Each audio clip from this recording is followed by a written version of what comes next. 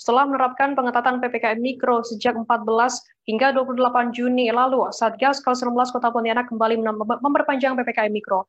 Pengetatan ini disebabkan seiring terus meningkatnya jumlah kasus konfirmasi positif COVID-19 sehingga membuat Kota Pontianak darurat COVID-19.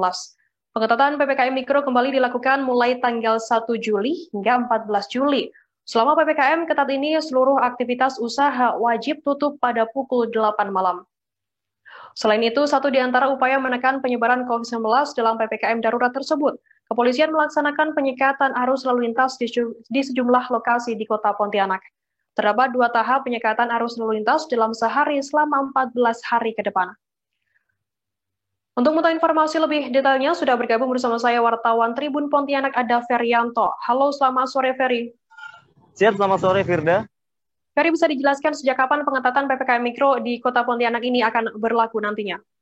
Untuk PPKM Mikro sendiri di Kota Pontianak itu sudah berlangsung sejak bulan Juni ya. Untuk pertama itu tanggal 14 sampai dengan 28 Juni. Nah, kemudian dikarenakan kasus konfirmasi COVID-19 di Kota Pontianak itu masih terus meningkat, maka pengetatan PPKM itu diperpanjang lagi mulai tanggal 1 Juli sampai 14 Juli mendatang, Firda.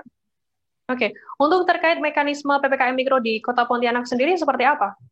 Nah, untuk PPKM Mikro sendiri di Kota Pontianak ini pengetatannya dilakukan dengan beberapa mekanisme ya. Pertama, Satgas COVID-19 dari kepolisian, kemudian dari TNI, dan pemerintah Kota Pontianak itu melakukan sosialisasi secara rutin terkait pengetatan PPKM Mikro ini. Nah, kemudian juga Polisi Kepolisian sendiri melakukan mekanisme pengalihan arus lalu lintas di Kota Pontianak. Untuk di Kota Pontianak itu terdapat 19 titik pengalihan arus lalu lintas yang dibagi menjadi 2 tahap.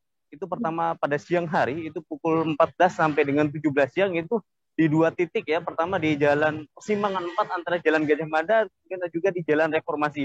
Di mana kedua jalan ini bisa dikatakan merupakan salah satu tempat yang cukup ramai, warung kopi dan kemudian ada kafe-kafe di sana dan menjadikan pusat warga Kota Pontianak itu beraktivitas juga di sana. Dan kemudian dilanjutkan pada malam hari itu sudah pukul 19 atau pukul 7 malam itu sudah mulai dilakukan penyekatan arus lalu lintas ini di 19 titik tersebut, Firda. Nah, dari pukul 19 malam itu atau pukul 7 itu bakal sampai dengan pukul 23 penyekatan ini diberlangsungkan, Firda. Oke, Ferry, terkait darurat COVID-19 di Kota Pontianak sendiri, saat ini berapa jumlah yang terkonfirmasi positif COVID-19? Nah, untuk data terkini ya dari Dinas Provinsi Kalimantan Barat, per 1 Juli di Kalimantan Barat itu total konfirmasi dari sejak awal itu ada 14.860 kasus. Dan untuk kasus aktif saat ini itu ada 1.238, Firda. Nah, kemudian untuk per 1 Juli juga di 2020 ini total sampel yang diambil oleh Dinas Kesehatan Provinsi itu ada 898 yang diperiksa. Kemudian 191-nya itu terkonfirmasi positif COVID-19. Di mana 41 diantaranya itu merupakan warga Kota Pontianak, Firda. Oke. Untuk terkait pemberlakuan PPKM darurat ini, bagaimana tanggapan masyarakat sendiri? Nah, untuk tanggapan masyarakat ini terkait pengetatan PPKM Mikro ini menuai pro dan kontra, Firda. Untuk banyak juga warga masyarakat mendukung PPKM ini, namun juga banyak yang kontra, terutama bagi para pengusaha yang membuka usaha warkop, kafe, dan usaha kuliner. Mereka itu mengeluhkan bahwa omset mereka itu turun drastis di saat penerapan pengetatan PPKM Mikro ini. Terlebih teman-teman dari ojek online juga mengeluhkan bahwa semenjak pengetatan PPKM Mikro ini omset mereka pun menjadi turun. Tapi demikian Wali Kota Pontianak Pak Edi Rusdi Kamtoni itu juga menyampaikan bahwa memohon untuk warga Kota Pontianak dan para pengusaha ini untuk bersabar selama 14 hari ke depan untuk bersama-sama agar Kota Pontianak ini konfirmasinya bisa turun, Firda. Oke, Tribuners, tadi jurnalis kami juga sempat melakukan wawancara dengan Wali Kota Pontianak Edi Rusdi Kamtono. Berikut liputannya untuk Anda. Di Jawa, Jakarta, Jawa tuh, Bali tuh darurat ya. Udah lebih kayak semi lockdown sebenarnya kalau saya lihat tuh. Kalau di kota kita PPKM ketat. PPKM ketat tuh untuk memberikan rasa aman dan mengerem laju meluasnya COVID nih menular ke masyarakat.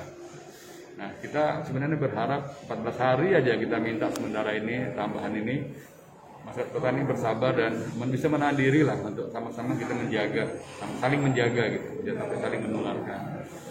Terus yang bergejala cepat ke fasilitas kesehatan.